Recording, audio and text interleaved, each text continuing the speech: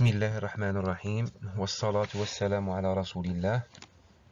Bonjour, et soyez les bienvenus parmi nous dans cette série intitulée « Maîtriser l'algorithme ». Dans cette série on va poser des problèmes algorithmiques ou des situations d'exercice et on va présenter leurs solutions en donnant les explications nécessaires. Cette série est préparée par Monsieur Gembaza Abdelmounayem. L'énoncé de l'exercice de cette séance est le suivant. Élaborer un algorithme qui permet de calculer le périmètre d'un champ. Pour l'élaboration d'un algorithme, il faut être méthodique dans le travail, et la première étape de la réalisation ou l'élaboration d'un algorithme est l'analyse. Et la première question à poser est, qu'est-ce qu'on nous demande de faire? On nous demande d'élaborer un algorithme qui permet de calculer le périmètre d'un champ. Sachant que le périmètre égale la longueur du champ plus la largeur du champ, le tout multiplié par 2. Alors on va manipuler une première valeur, c'est la valeur de la longueur, une deuxième valeur c'est la valeur de la largeur, et enfin une troisième valeur c'est la valeur du résultat. On dit manipuler des valeurs ou manipuler des variables. Parmi les variables qu'on va manipuler, on trouve des variables dont leurs valeurs sont données par l'utilisateur, on les nomme des variables d'entrée. Pour notre cas, on a la valeur de la longueur et la valeur de la largeur sont données par l'utilisateur, alors on les considère tous les deux comme valeurs d'entrée. La troisième valeur qu'on va manipuler est le périmètre. Là il faut noter que la valeur du périmètre est calculée puis affichée par la machine, pour cela on la nomme valeur de sortie. Passons maintenant à l'étape suivante de l'élaboration ou la rédaction de l'algorithme. La structure générale d'un algorithme est l'entête, suivie par la partie déclaration et enfin la partie instruction, ou partie corps. Pour la partie en tête, on trouve le mot-clé algorithme, suivi d'un nom significatif donné par l'utilisateur. Dans notre cas, on va proposer périmètre champ, comme nom. Dans la partie déclaration, on va déclarer toutes les variables utilisées dans notre algorithme. Comme nous l'avons déjà dit auparavant, on a besoin de déclarer une variable nommée périmètre, une variable nommée longueur, et une variable nommée largeur. On ne doit pas oublier la virgule entre les noms des variables suivis de 2 points et le nom du type de ces variables. Dans notre cas, on va déclarer que nos variables sont de type entier. La partie corps commence par le mot-clé début, et se termine par le mot-clé fin. On doit afficher un message demandant à l'utilisateur d'introduire la longueur du champ, l'instruction qui nous permet d'afficher un message, et l'instruction « écrire ». Maintenant on doit demander à notre machine de stocker la valeur introduite par l'utilisateur, l'instruction qui nous permet de faire cela est l'instruction « lire », suivie du nom de la variable dans laquelle on va stocker la valeur introduite, dans ce cas c'est la variable « longueur ». Pour la suite, on va demander à l'utilisateur d'introduire la largeur du champ, et cela avec l'instruction « écrire », qui permet comme nous l'avons déjà dit, « écrire » permet d'afficher un message. Pour stocker la valeur introduite par l'utilisateur dans la variable « largeur », on utilise l'instruction « lire ». Là, il faut noter que le nombre d'instructions « lire » est égal au nombre des valeurs introduites par l'utilisateur. Dans notre exemple, on a 2 valeurs à introduire par l'utilisateur, alors on a 2 instructions « lire ». Après avoir terminé avec l'introduction des valeurs des variables, on passe à l'opération de calcul. Au niveau de l'étape de l'analyse, on a constaté que le périmètre égale la longueur plus la largeur le tout multiplié par 2. Enfin, on utilise l'instruction « écrire » pour afficher le message. Le périmètre de votre champ est, le message est écrit entre côtes, suivi d'une virgule et le nom de la variable qui contient la valeur du calcul. Pour améliorer notre algorithme, on va proposer des noms courts pour nos variables. Premièrement, on va remplacer le nom de la variable périmètre par la lettre P.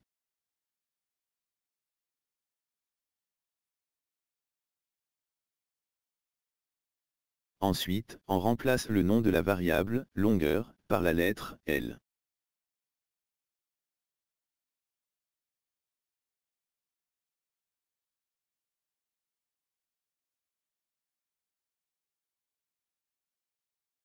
Et enfin remplacer le nom de la variable largeur par la lettre R.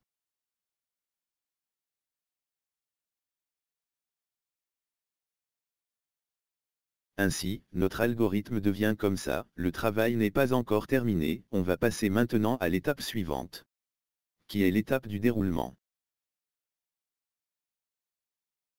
Sachant que, dérouler un algorithme, ou bien un programme, consiste à exécuter manuellement les instructions de l'algorithme et de visualiser les modifications éventuelles sur les variables. Le déroulement permet de suivre l'évolution des valeurs de variables à chaque exécution d'une instruction et d'avoir le résultat final de l'algorithme. Ceci permet de comprendre l'algorithme.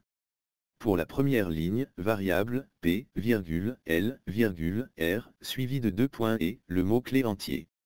Cette instruction va demander à la machine de réserver 3 cases mémoire en les nommant successivement P, L et R. Il faut juste noter que leur classement n'est pas obligatoire.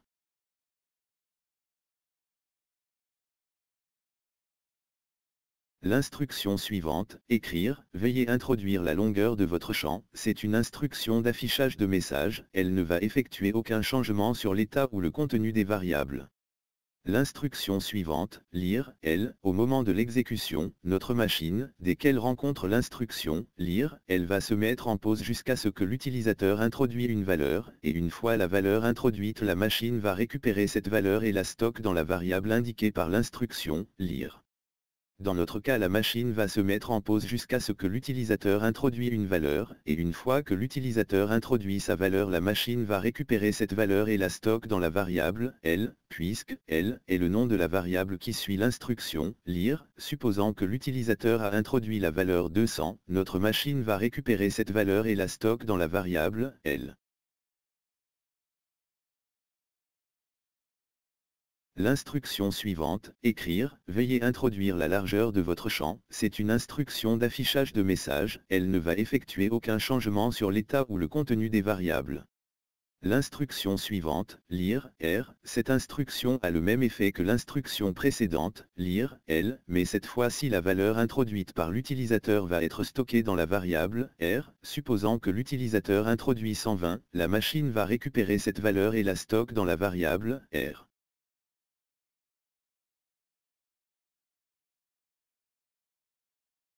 L'instruction suivante, P, reçoit, L, plus, R, le tout multiplié par 2. Dans cette instruction, la machine va récupérer le contenu de la variable, L, qui est 200, et l'additionne au contenu de la variable, R, qui est 120, puis multiplier le tout par 2. Le résultat de cette opération, qui est 640, va être stocké dans la variable, P. L'instruction suivante, écrire, le périmètre de votre champ est, P, c'est une instruction d'affichage, mais le message qui va être affiché se compose de 2 parties, la première partie est celle entre côtes, le périmètre de votre champ est, et la deuxième partie qui est le nom de la variable, P, les 2 parties sont séparées par, virgule, cette instruction va afficher la première partie telle qu'elle est, mais la deuxième partie, la machine va récupérer le contenu de la variable, P. Puis l'affiche, et enfin le message final sera, le périmètre de votre champ est 640. À première vue notre algorithme fonctionne très bien. Mais on va effectuer un deuxième test pour avoir le cœur net.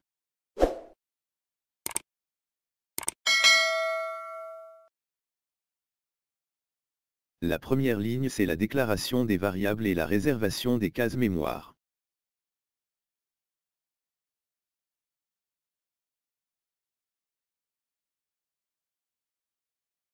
La deuxième ligne, écrire, veuillez introduire la longueur de votre champ, c'est juste l'affichage du message.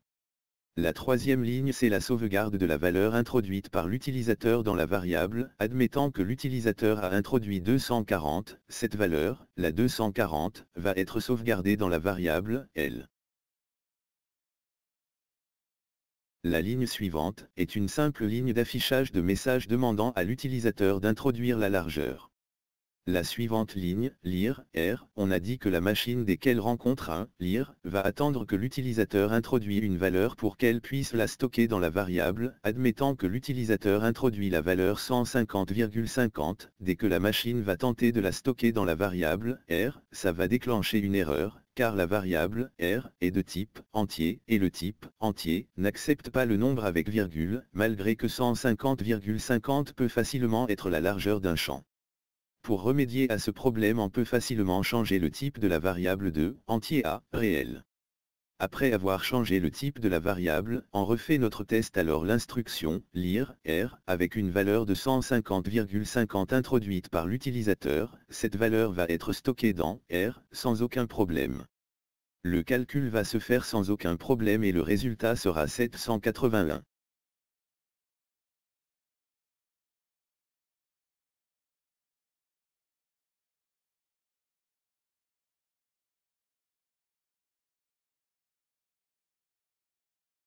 Comme ça on a terminé la résolution de notre problème. Avant de nous quitter, je vous laisse un autre exercice que je vous invite à essayer de le résoudre. L'énoncé est élaborer un algorithme qui permet de calculer le périmètre d'un cercle.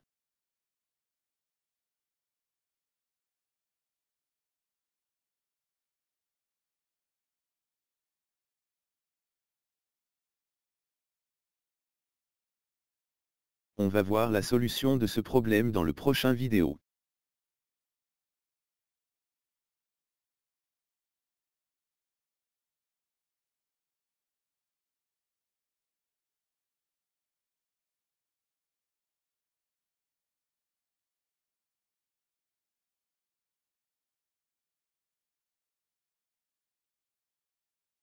Merci pour votre attention et aux prochaines séances, Inch'Allah.